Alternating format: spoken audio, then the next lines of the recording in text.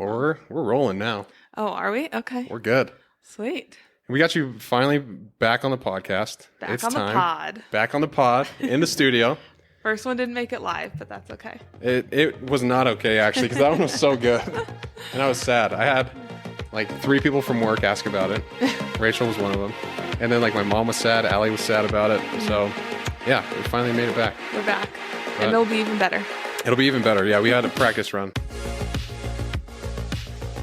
I'm happy you're here. Thank you. I'm happy to be here. Yeah, I am really, like, for this podcast, I want to talk about kind of how you balance everything. That's one thing that's been impressive to watch over the years. Like, for people who don't know, Kate was my manager for 2.5 years, about that time. Yeah. And taught me a lot about business development, how to actually talk to people and be confident in doing it. You were already good at it. I mean, it's something like, I feel like I was good at talking to people, but not someone who I don't know on the phone. You know, that was obviously like kind of scary. Yeah. And then you're calling like a CEO and you're like, okay, well, how am I supposed to get this guy interested? This is worth your time. Yeah. Hey, I know you're busy, but listen to what I have to say for 30 seconds. Yeah. So like, that's a tough skill to learn, but I feel like I learned a lot from you. Thank you. I've learned a lot from you.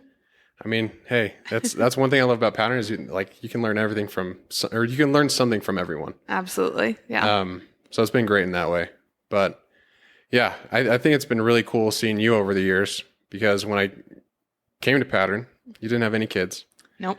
And then you went on maternity leave and you came back, and then I don't know what the time was, but then now you have twins. So you have 3 kids total. I do. Closer than expected, the timeline. Yeah. It's amazing. Were you guys hoping, like shooting for one? You're just like, all right, well. Yeah, the goal was have 2 kids close together and then kind of go from there. Yeah. And like figure out, do we want more or whatever. We just both thought it'd be great to have 2 kids close together. They've got a little buddy. And then second pregnancy turned out to be twins. So then we have crazy. 3 close together. What was that like? Like sitting in the room, the doctor's like, okay, yeah, there's 2 in there. Yeah. Well, like, what thoughts went through your mind? So my first pregnancy was amazing. Like really all the things went as well as they could, which I feel very fortunate for. I had minimal symptoms. It was a great pregnancy, great delivery. Like everything went very smoothly. Throughout that whole pregnancy, my husband joked about having twins. He's always wanted twins. And so he and our doctor had this whole back and forth, like, oh, are you sure a second one's not hiding in there? Like this whole joke. And obviously it was just one, had our son. And then, just before he turned 1, I found out I was pregnant again. That's crazy. Yeah. And I was feeling pretty terrible. Like I was really, really nauseous, kind of all the symptoms that you would expect through pregnancy. And it was way worse this time. And they make you wait for your first appointment. It's not like you find out you're pregnant and you go right in. You go in around like anywhere between 9 and 11 weeks. Like I think just some doctors do it differently. Just kind of let it develop because they can't really do anything until. Yeah, you can't hear much yet. Like everything's so small and early. So at that point, you just kind of wait and then you go to that first appointment. And at my office, you go in with an ultrasound tech first, and then from there, you go in and see the doctor. And so we go into the ultrasound room, and it was like 8 a.m. No one else knew I was pregnant yet, except actually my boss at the time, Bryce, because I was feeling so terrible that I had to tell him. I was like, I'm really early, but like if I need to run to the bathroom, that's why. And so, we had our son with us, and so we were both kind of like rushing. Rory was not like having the best time. And so we were both a little cranky. And so then they start the ultrasound and we kind of thought we knew it to be that what we were expecting. And then the tech was like, okay, like, so has anyone talked to you about twins yet? And like my husband jumped off the seat.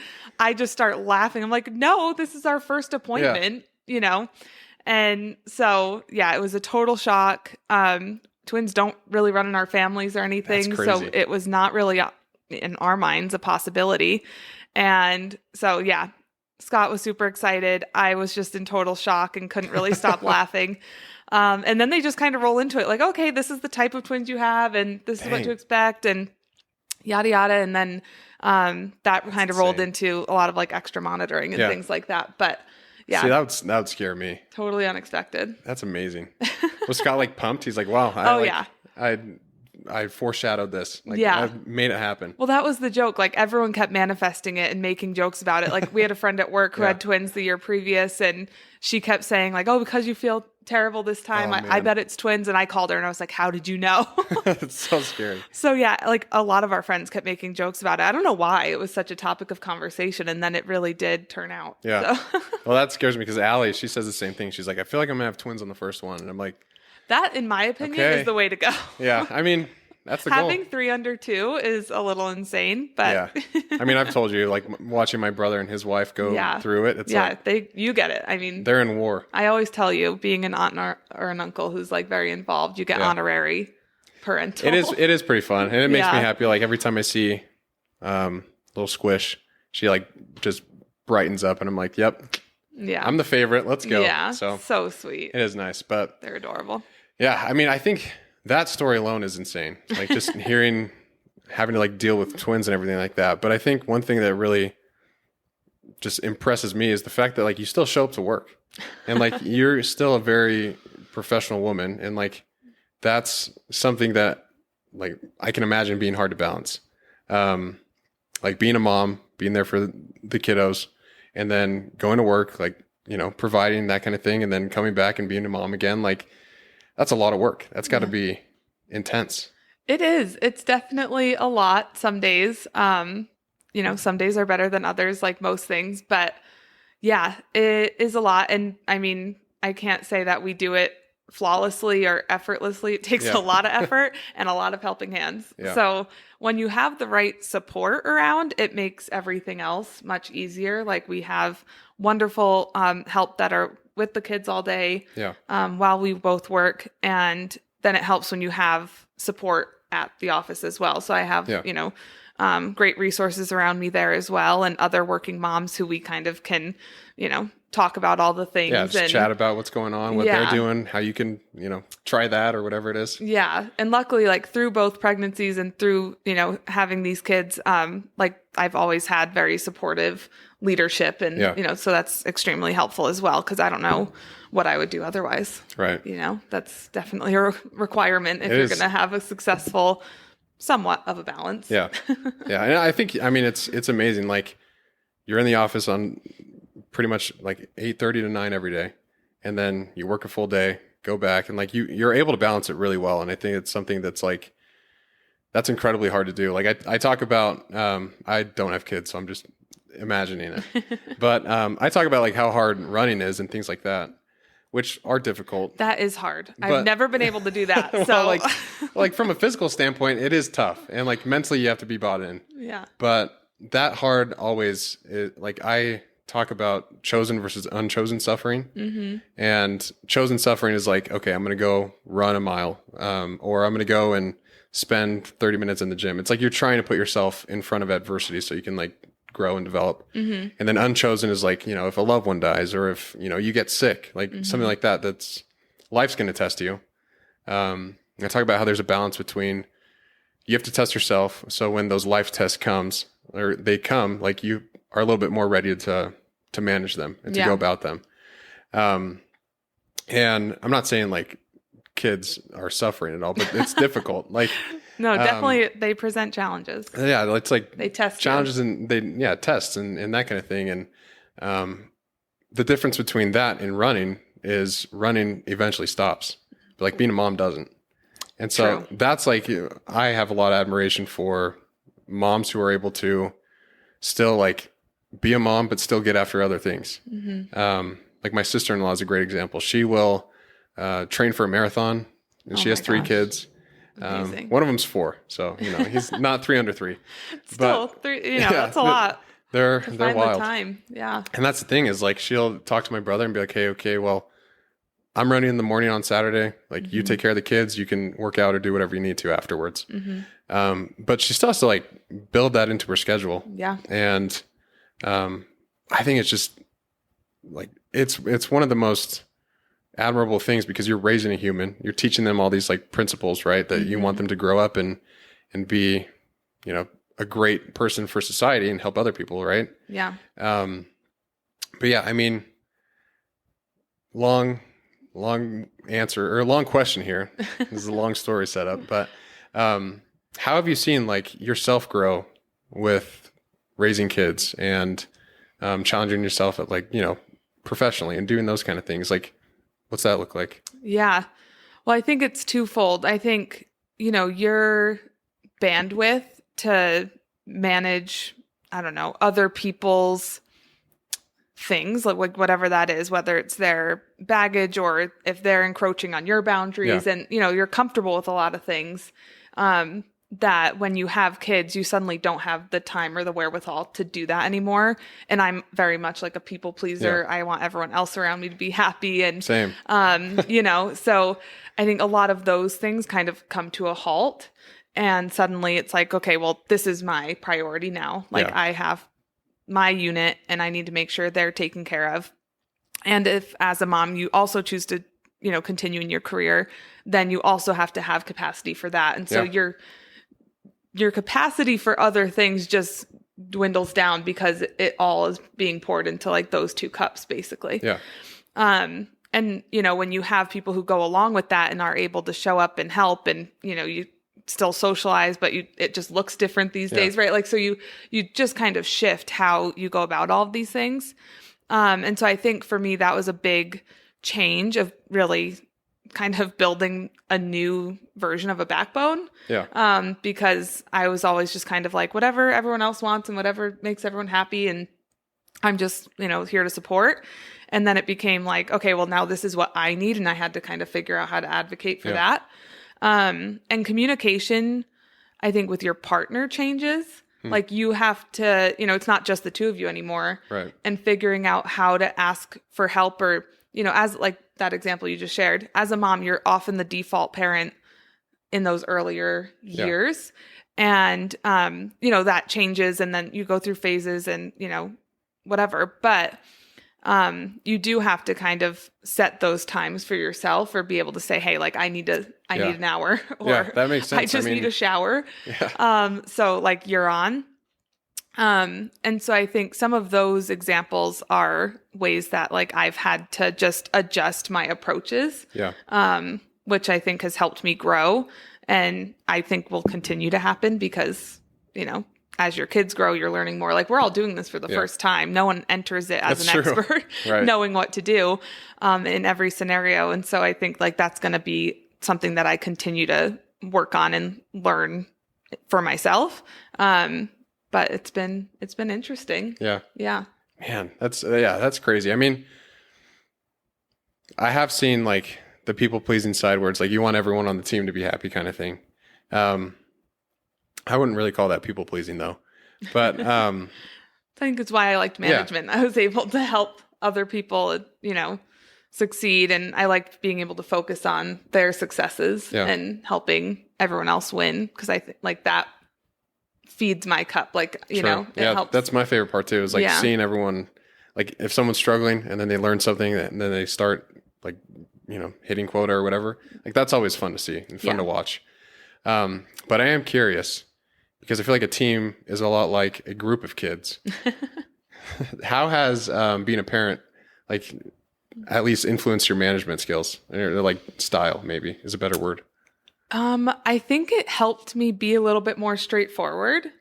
I've always been able to deliver feedback in a very like friendly manner. Yeah. But I think a lot of times if I really had to deliver hard feedback or have a hard conversation, I would build it up so much in my head before the conversation. Right. Which can also be hard to admit because it's like, well, I'm in this position. Like I should just be able to do it. I shouldn't be nervous to talk about it. But I think after having kids, it did help me to just be like, this isn't the hard thing, handling a tantrum is the hard thing or being up at 2 a.m. is the hard thing. And so I think it did help me to just kind of like quiet that noise and be able to just do it without having all of that like nervous energy, and just be a little bit more confident in that. Like I do know what I'm doing. I know why I have to deliver this feedback. And I think it honestly made those conversations a little bit more productive because there wasn't so much lead up. Right. And, I'm still a pretty friendly person, so I always like to honor what people are doing well and, kind of fold all of that into the conversation. But I think it definitely helped. Yeah, I can't imagine you going into a meeting and be like, hey, what the hell have you been doing? Like, you're terrible. Can't imagine that. Yeah. Yeah. No, not my style. Yeah, it's a balance. Like, I think you can be nice and still give direct feedback. Yeah. That was always something that, like, my brother... Have you read the book Radical Candor? Yes, a long time ago. Yeah, when we had our agency, that was one thing, like, he made everyone read that book. Yeah. And then after that, like, this might be throwing him under the bus a little bit, but he was, like, so overly direct to people that I think they got their feelings hurt a little bit. Like too far. A little too far, yeah. It wasn't really balanced, but, it is what it is. We were a startup. Yeah. But yeah, I think that's important, like, to give just clear, direct feedback in a constructive way that's not like, hey, you're terrible. It's like you have things that you can improve upon. Yeah. And it's like I do that in coaching a lot, at least with like my brother and other people who I work with.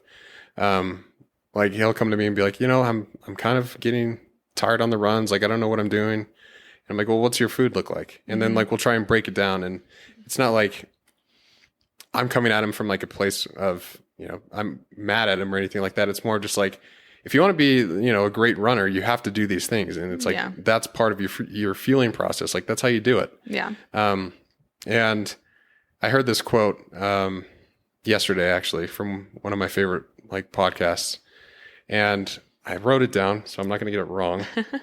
Because every time I try and quote something on this, just like free will, it just never works. So I don't want to get it wrong on this one.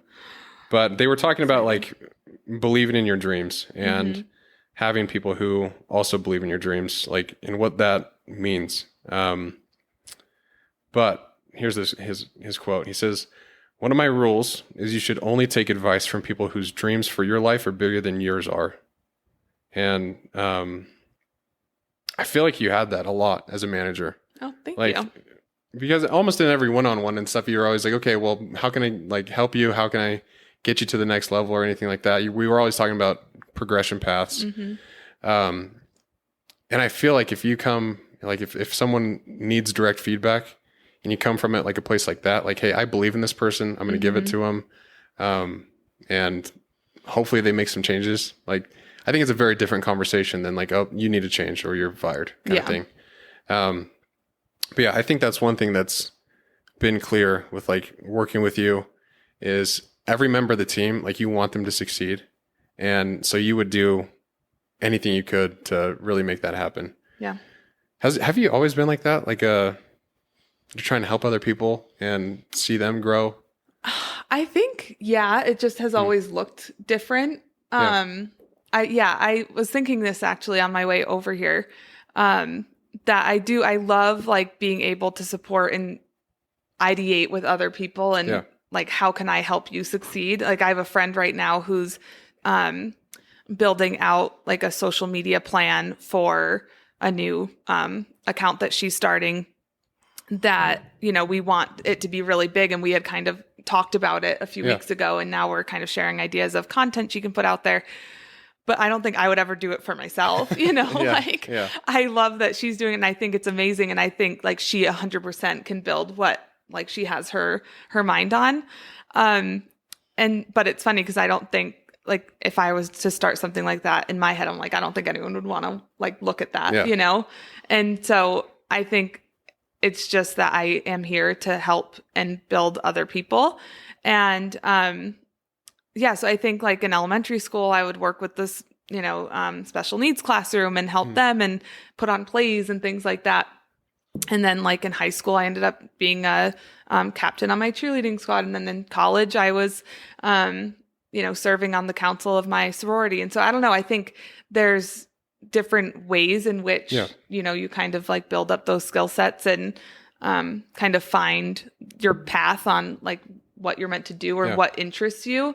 And my interest just happens to be working with other people and helping them succeed. And I've enjoyed that. Yeah. And so I don't know. Does that answer that? Yeah, I think, no, that's awesome. I think that's like look a little different. Yeah. It's interesting because like I've been thinking about stuff like that too. Like, okay, well, where did these traits come from in my life? A lot of it comes from childhood. But I think that's cool. Like that's a rare trait now, because everyone's so focused on like, how can I, make it, or like, what can I do to, make another $1 million? I don't know, whatever the scenario is, but it's like a lot of self-centered focus. And, I'm kind of connecting the dots now, but like, even as a mom, like you can't be self-centered. Like you have to be serving the kids. Like that's your duty. You're in Scott's duties, like to raise the kids. Right. Hopefully, Allie and I will have that same opportunity soon. Absolutely. But yeah, it makes sense why, like, in your management skills, like as a mom, like you are the way that you are. I think that's a rare thing. But what was a time, because I'm thinking about this now, where like you didn't have that confidence, like where you, I guess, felt like you could take a step on yourself, or take a step for yourself rather than help someone else. Does that make sense? Like, cause you were talking about the social media thing and how like that's more for your friend, not necessarily for you. Like you'll help with the ideas.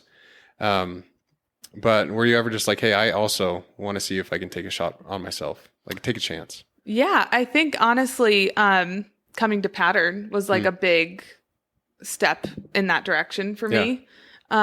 We should talk about that a little bit, like the beginning days, because it is a crazy story how you started that. Yeah, because I was an individual contributor.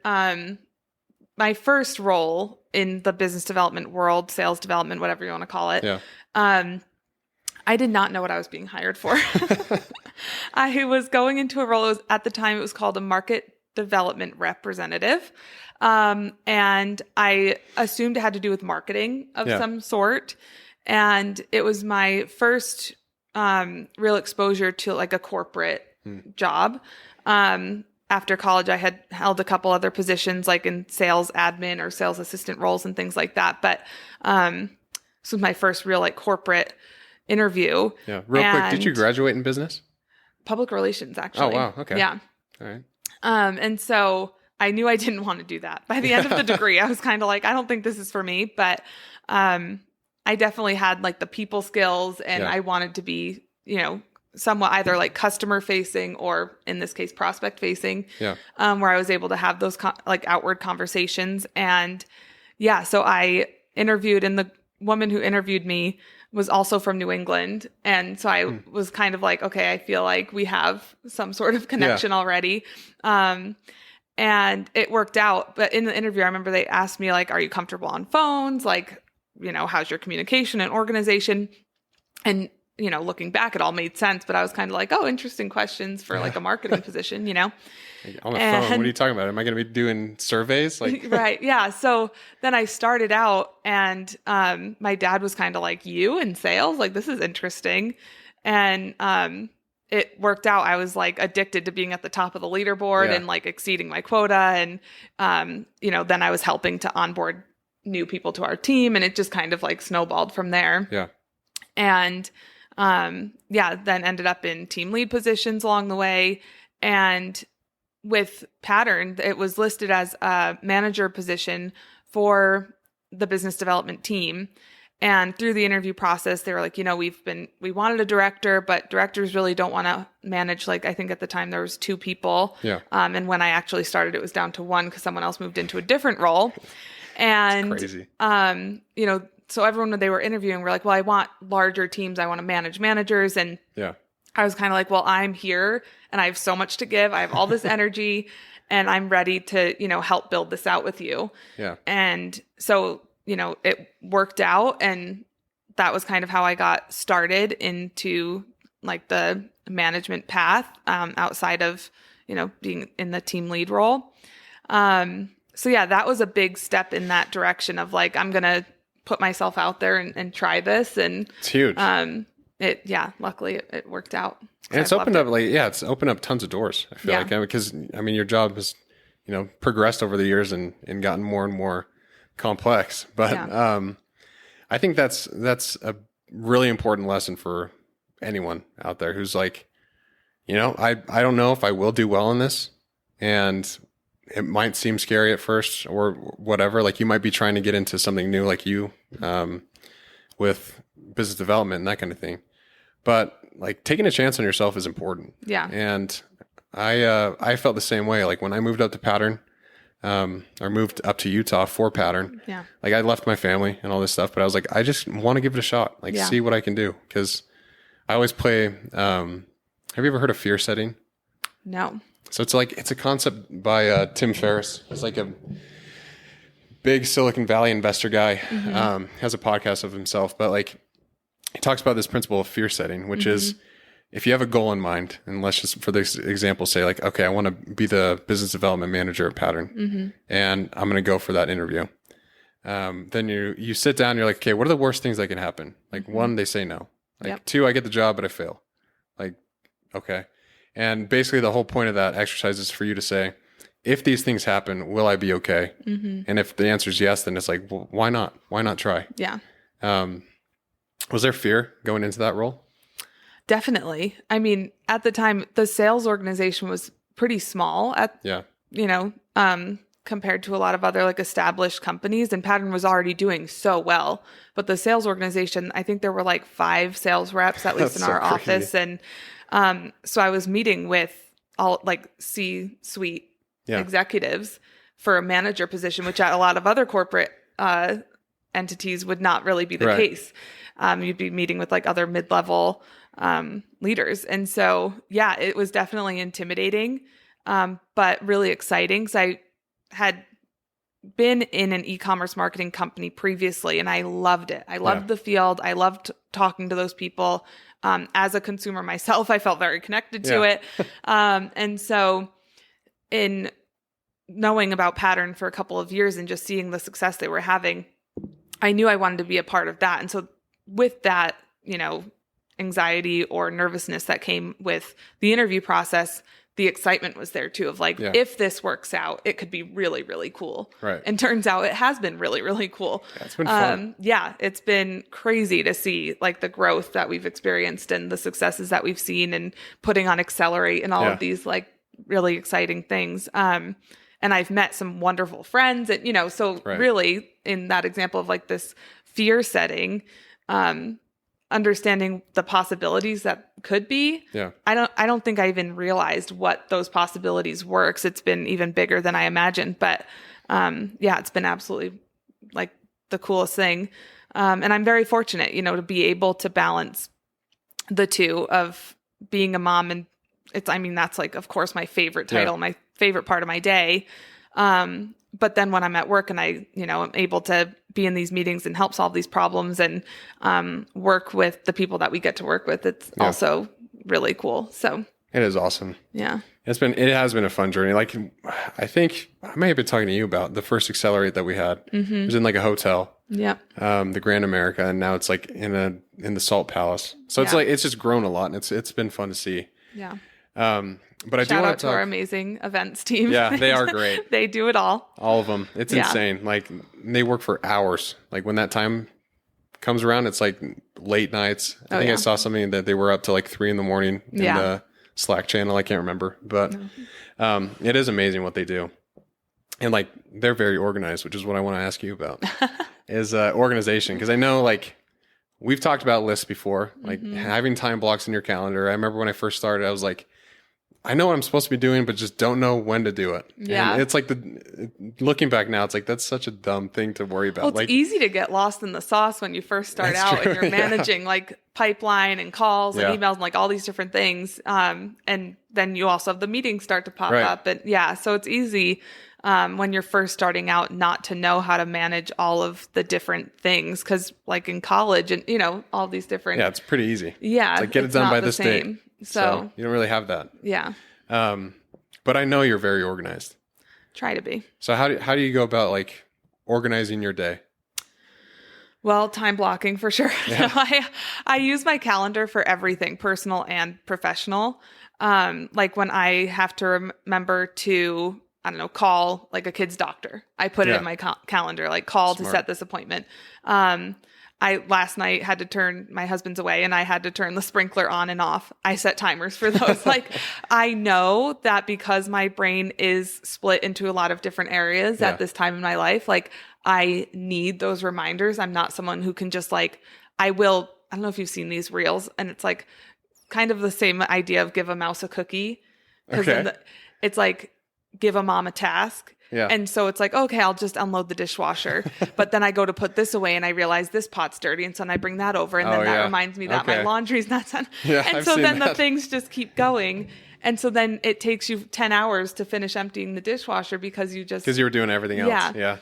So Totally get that's that. very real. Like, I don't know if people talk about that. It's very real.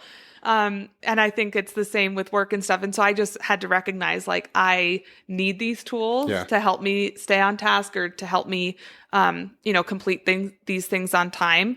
And so I use my calendar for seriously everything. And I do try to remind myself of, like, I'm folding the laundry right now. Finish folding the laundry and then go on to the next thing. Stay present. But I do that with work too, of like, okay, I'm going to complete this task or this project or whatever it is. Remember to send that calendar invite and, like complete the tasks. And there was a few weeks ago where we were just really busy at work leading up to Accelerate, and outside of work, we had a lot of things going on. Yeah. And I was starting to kind of like let that go. And I lost my wallet like twice in 1 week. Really? And and just everything starts going to chaos. Yes, everything does. And like my husband had to be like, are you okay? Like you need to take a deep breath because like this is, you're a little chaotic right now. It's getting nuts. And I was like, no, you're right. Like I really need to just take a breath and reset. And just when you use the tools at your disposal, it's amazing what you can do. Yeah. But when you start to let those things and you're like, no, it's fine. Suddenly it's not fine. Right. And you're losing your wallet and your keys and whatever else. So, I think that's a big part of it, of like recognizing the things that you can control. And if those are in place, things will go a lot more smoothly than if you're, just kind of like running around with your head cut off. Yeah. Makes sense. And delivery groceries are an amazing service. That is nice. I mean, really, like what did we do before? Yeah, we have a lot of time. So like we can still go and get them. But like when that time comes, like for sure, we will be doing that. It is. I don't know what I would do without it at this point. Well, I remember, we really rely on I remember the early days of being a child, and I don't know, maybe like 4 years old. That's just a ballpark. But like going to the grocery store with my mom. Yeah. And it was always like a 2-hour thing because she had like, go get these things for my brother and like this for my sister and this for my dad. It's just like, and then like the weekly groceries, and it was just nuts. We have a shared grocery list that like we share with myself and our nanny and my husband. And so like all of us can add. So it's like, okay, well, when the kids' snacks run out or while she's working, like, so then I'm not looking for it later on, it's amazing. That is amazing. Technology is really the best. Helpful. That's great. Segue. Do you have any other tools that you use besides like your calendar, notes, like those kind of things? I love lists. You just mentioned, we've talked about that before. I am a list girl. I write things down in my planner or on a just notepad at home of like, these are the things I want to get done today. And I love crossing them off. Like it's the best part. That is a huge reward. It's the best part. So definitely a list is a big one for me. And then I think not suffering in silence, I use that as a management tool as well. Like every time I'm onboarding someone or working through someone who's having just like, challenges to meet quota, whatever it is, never suffer in silence. And so if like there's a lot of things that you need to get done or things on your plate that you can share with someone else. So if that is a teammate, a manager, or your partner, I think making sure to talk about it is helpful because then they can help remind you and you can like hold each other accountable of like, did you do this thing? And so I don't know, I think that's part of it. Just it kind of all harks back to that communication piece. Yeah. But lists, I guess, are a way of like communicating with yourself. It's true. I mean, I do the same thing. Like, have a notebook and I do a little box instead of a cross through. Mm-hmm. So then every time I'm done, check mark. Yeah. That's it. Yeah. But, it's so satisfying. Yeah, it's the best. Accountability is a big one though. Yeah. Because like right now, trying to make this thing with getting after it to where like I post more content. I talked to you a little about this at work. And it's like, I feel weird doing it. Like it's kind of like imposter syndrome again. Mm-hmm. And then also like, I just think about people who know me, they see it and they're like, oh, he's doing this now. Like, oh man. Yeah. I don't know. Like, it's funny though. Cause I think a lot of people have that, right? Yeah. But when I see your content, I'm like, I am so proud of him for putting that out there. Like, this is so great to see. It's so cool. And like, I think it's a great conversations that you're having with the different guests that you do, whatever. So, and maybe that again, like it goes back to, I like just love cheering other people on, but I don't know. Like, and again, I think if I did it, I'd be like, what? No one wants to look at me. Yeah. But I don't know. when I see other people do it, I'm like, yes. So like, hopefully you can let go of that because I think it's awesome. Well, it is tough. Like, I feel like I always have that, but what's great is like, Allie's the one who's like, hey, like, who cares? Yeah. Like, just post it. Like, doesn't matter. Yeah. And then she's always like the one that's holding me accountable. Like, hey, did you post something today? Mm-hmm. Or, like I tell her I want to read and she's like, did you get any reading done? Or did you get your miles in? Like, whatever it is, just having someone who's like reminding you, to do the thing that you want to, or whatever it is that you need help with. Yeah. It's like, don't suffer in silence. Try and help other people reach their goals and they'll do the same for you. Yeah. But it's interesting. It's pretty interesting. 100%. I did want to ask you about how you remain present with your kids. Because we've talked about, like, you and I, how, like, you don't want to be a screen family, like that kind of thing. Allie and I are very much the same. We don't want our kids to be exposed to like all the screens and stuff. And I've seen my brother parent that same way. And it's like, it's a night and day difference compared to other kids who have, screens. And, that might work for some parents and, don't want to, absolutely. don't want to shoot down that. But like, I think there is something to, one, being present with the kids, and then two, like letting them play and that kind of thing and have an imagination. But more towards the first question, like what do you do to stay present with the kids when you're with them? Yeah. I mean, I think it's definitely easy, when we have access to our email and our Slack and it's crazy. Our, social media profiles, whatever, to just like pull that out or throw on, a show or whatever. And trust me, screen time is a tool. Like we don't have zero screen time in our house, but when I need 5 minutes to like get dinner on the table, or if it's a way for us to just like sit and be calm, or if someone's sick and you can't be out playing, whatever it is, like there is a time and a place. And I do not claim to be like a screen-free household for myself or our kids, but I try and use it as a tool, not as a crutch. And when we're out in public, like I want my kids to be experiencing that and not be, trust me, we're not like out all the time. It's a little hard to get out of the house these days, but I can imagine. Yeah. I think, for us, it's folding them into our interest, but then also like, I don't know, it's been really fun to just like, Rory loves this like choo choo train song. And so instead of being like, oh, this annoying song, I'm like, woohoo, like choo choo. Yeah, like, let's go. Like, so sing along and dance and just like be silly and try and put my phone down. Cause of course, at the end of the day, when I'm tired, I just want to like scroll mindlessly. And, of course that's something we've been a little bit conditioned into.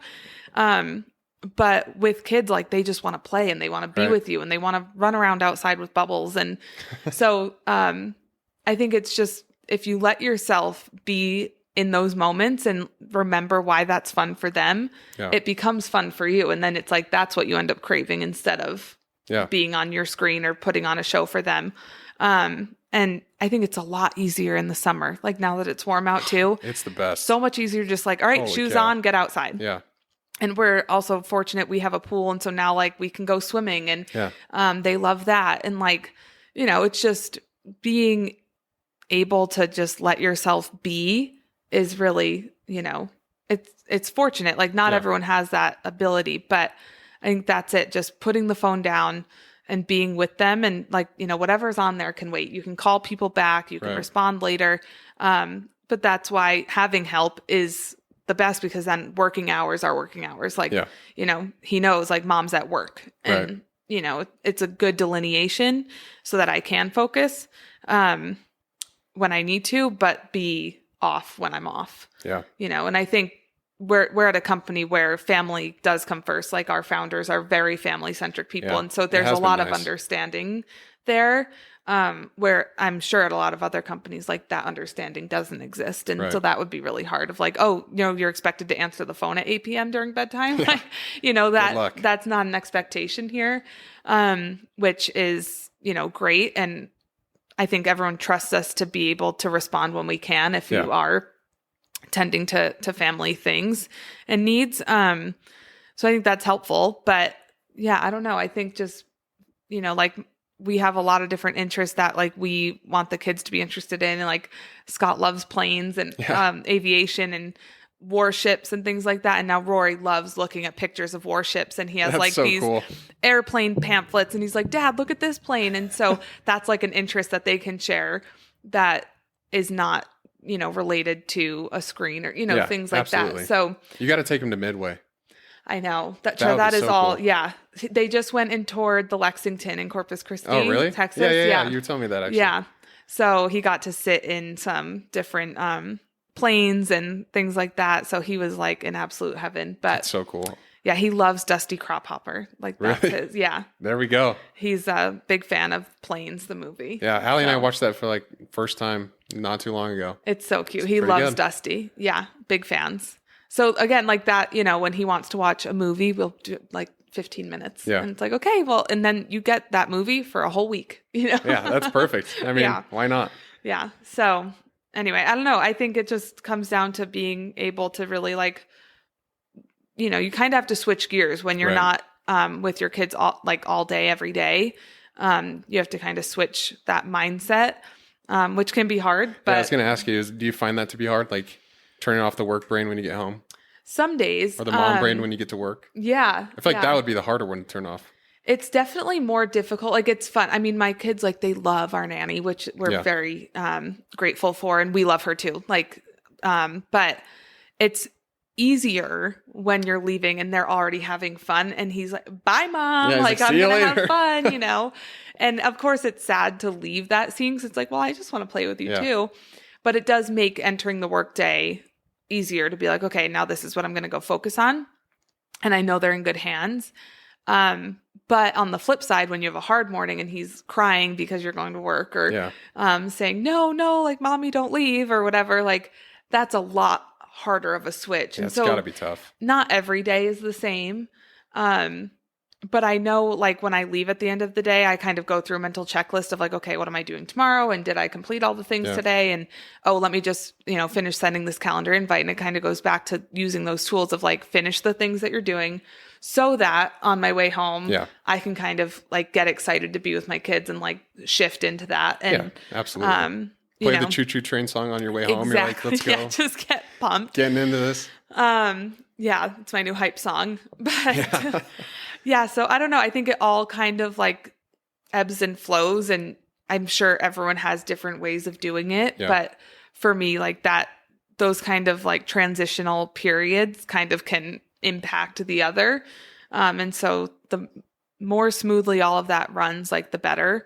And it is a little nice, I used to have like a 7-minute commute before kids, and I was like, this is amazing. I can like go home during lunch, or I can, just get right home and go into whatever I need to do. But now in our house we're in now, it's about 20 minutes to the office, and it's kind of the perfect time to like give yourself a little bit of decompression time before jumping into like, while it's fun or whatever, the chaos that ensues with kids, and like getting dinner ready and just jumping into that. Yeah. And so that way, like if I do think of something else that I forgot throughout the day or something I need to message someone, I can like make myself a note or, whatever it is. Yeah. Add to the list. Yeah. Add it to the list. That's exactly. So good. Yeah. What's a lesson that you hope your kids learn from you? Oh, a lesson they learn from me. I'm big on kindness, which just, I think if they can take that away of like be kind to others. I mean, that's so basic, but I do think it is so important. I did see a sign yesterday as Hallie and I were driving on the freeway, and it said, if you can be anything, be kind. Yeah. And I was like, that's a good quote. Why not? Why not? You know, and it's hard. It's getting harder and harder. Well, yeah, I guess that's in true. today's world. Like, people can be jerks or, that is the hard part. We're all like heads down in our computers and all in our phones all day. And like, I think that human interaction, it gets harder and harder to have patience for people. And, sometimes though, if you're able to zoom out and be like, everyone really generally has good intentions. But I think the more you experience the bad intentions, I don't know, it's hard. And so I think if I can just remind them that like, it's good to be kind, but also stand up for yourself and like have your own boundaries. And, I think that's important too. And so like, it really is all a balance, but as long as you have a good support around you and you choose the right people to be with, then, you know, the rest feels a little bit lighter. Yeah.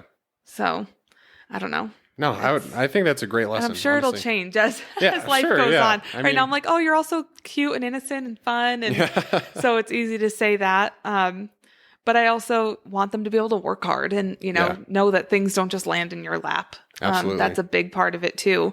And, you know, so I want to be able to provide for them while they're also learning to provide for themselves, and they learn responsibility and, you know, that's a big part of growing up. It's huge. It's a huge one, but it like you said it, it's a rare trait now to be kind. And usually there's no downside for being kind. Yeah. Like, you're not going to get any negative consequences from that, unless, I don't know, you're being too kind to the guy that's like threatening you, then maybe you will. But like, you need to learn how to stand up to yourself, and hard work is crazy important. Like you need hard work, you need persistence, and you need to learn how to be resilient, like when challenges come up. And I mean, resilience is huge for sure. It's not always easy for people to like keep going, you know, when you get knocked down and, you know, all different challenges pop up and you have to, you know, face them to the best of your ability. But then keep going. Yeah. And you have to just keep moving. It is hard. Yeah. Has there been a time where you have had to be resilient as a parent? Oh yeah. I'm sure. Yeah. That's, as a parent, I don't really know. So like that could have been just like every day. People listening are like, Brett, that was the dumbest question I could have heard you say. I mean, I think it shows in a lot of different ways. 'Cause kids are always testing you, especially once they're in that toddler phase. And you know, it kind of is up to you to figure out how you teach that lesson. Yeah. And then also when you're ready to just resolve it and help, because I mean, they're still learning how to manage these big emotions and things like that. And that's when that balance between partners comes in of, you know, okay, well, this is the things that I've tried and the tantrum is still going on. And so then, you know, like we just had this happen.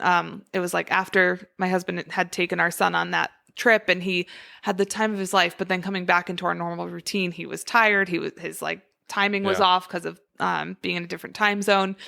And he's like, this sucks. There's no planes around. Right. Like, he's like, this is so boring. Yeah.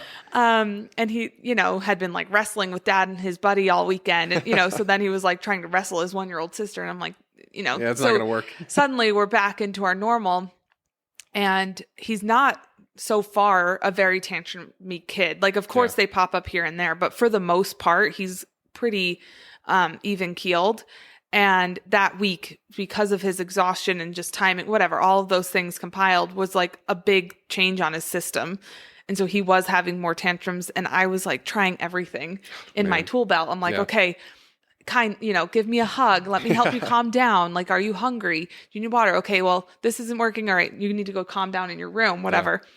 And then I'm like, okay, I've tried everything. Like, you need to go in there. And so Scott goes in. He's like, oh, he just needed a hug. I'm like, oh.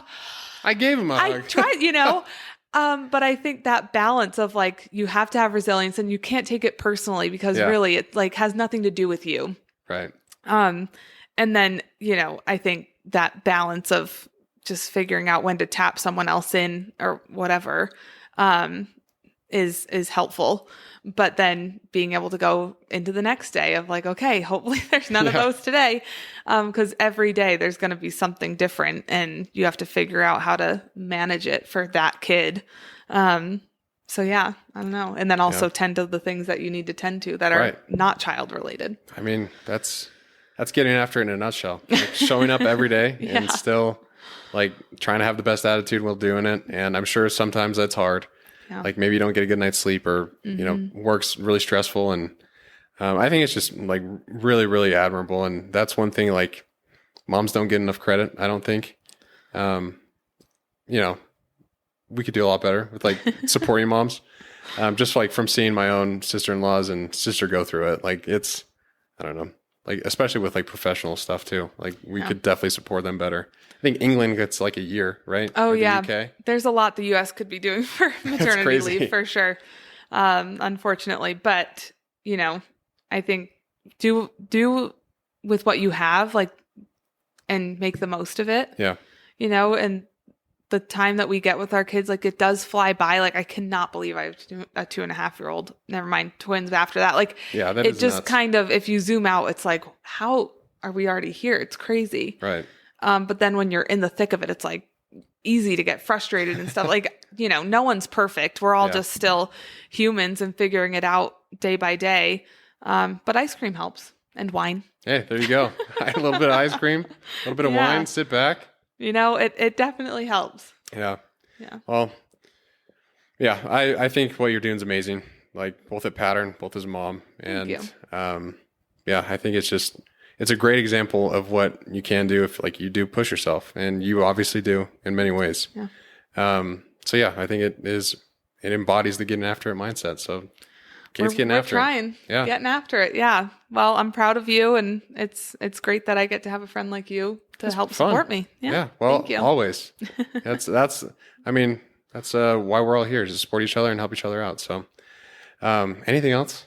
Anything else? We didn't actually talk about Taylor, which is shocking, but you didn't. Yeah. I think I let in with that last time. Yeah. But Taylor, I mean, if you haven't been brought up to date on the latest news, I haven't she has bought back all of her original work. Oh, so she's totally good now. Yeah. So we're very happy for Taylor Swift. Yeah. That is cool. And like, that's crazy. I learned that studios do that. Like, what's the guy's name? I don't know if you ever saw this guy he's like kind of a redneck dude.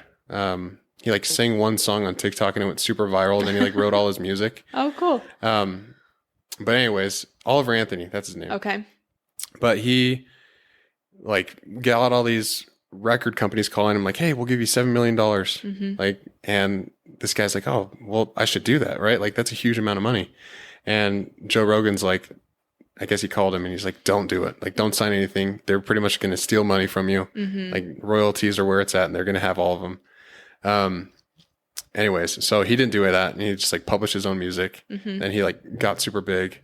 Turns out he's getting a divorce, and his wife wants everything. Oh. But anyways, crazy story. So I didn't know music studios did that. Like, yeah, that's crazy. And I think a while back, like it was kind of normal or something. I don't know. But in all of the upheaval with like the changing hands of Taylor's music and how her contracts were written when she was younger. Yeah. It just sparked a much larger conversation, it seems. And so a lot of artists are being more aware of making sure that they own their masters, they call them, and like all of the lyrics and the music videos, like all of that goes with it. And so anyway, she was re-recording all of those so that she, had her own, she called them Taylor's version. Yeah. And so all of her fans were only listening to those versions to give, that's fair, them their time. But she just was able, because of the Eras tour and all of that, she was doing extremely well and was able to buy them all back. And that's crazy. Do you know how much she paid for all of it? I think it was $350 million. That's insane. I've seen it. I think is crazy. I think 350. Holy cow. Yeah. But she'll probably make tons of money off that now. I hope so. Because now, I hope that whatever royalties are attached and all of those things, like she owns it all now. So, I think for sure, and she's doing all right. She's doing all right. Well, are they, are her and Travis Kelce getting married? I mean, as much as I'd love to, I'm not actually friends with Taylor Swift, unfortunately. Oh. So I don't know. We thought, the rumor mill is always going. I hesitate to ever say anything as matter of fact when it comes to Taylor, because she is just full of surprises. And I think when she's ready to tell us like about her love life, like she will, but I think they are just happy as can be and are just adorable. Yeah. Yeah. I mean, they're so cute. I keep telling Allie, if a opportunity ever comes up to be her pilot. No, seriously, Allie, we need you to fly Taylor Swift around. Like, I mean, I could quit my job. Yeah. I could make my content as, bad as I want it to. Don't need to make money off of it. She'd be good. Yeah. Good for life. Yeah. No, that is a great dream that I'm happy to support. Yeah. We'll make it happen. Yeah. We need to have her. Networking. We'll network. Yeah. We'll network up the chain. Yeah. Gotta get there. Yeah. So good. Taylor's great. Karma's still one of my favorite running songs. It's so good. It's a great one. Yeah. But, Kate, honestly, I appreciate you coming back on, giving me a second chance. Oh, to record this. Anytime. Happy to be here. Happy that you're doing this. I think it's wonderful and you're doing a great job. So thank you for having me. Always. Well, you know, that's the point of this, is to have people on to share their stories and what they're doing to get after it. And you got a lot that you're doing. So I think it'll be a good episode. Lots of people will send it. And I always say, you know, like if there's ever anybody who wants to talk about motherhood, talk about work, any of those things, like connect with me on LinkedIn. I'm happy to have those conversations. I think it's nice to be able to, you know, just talk about it and hear someone else's perspective. So yeah, I learn from working moms all the time. I mean, great person to learn from if that's you. So thank you. Well, appreciate everyone for listening today. And as always, keep getting after it.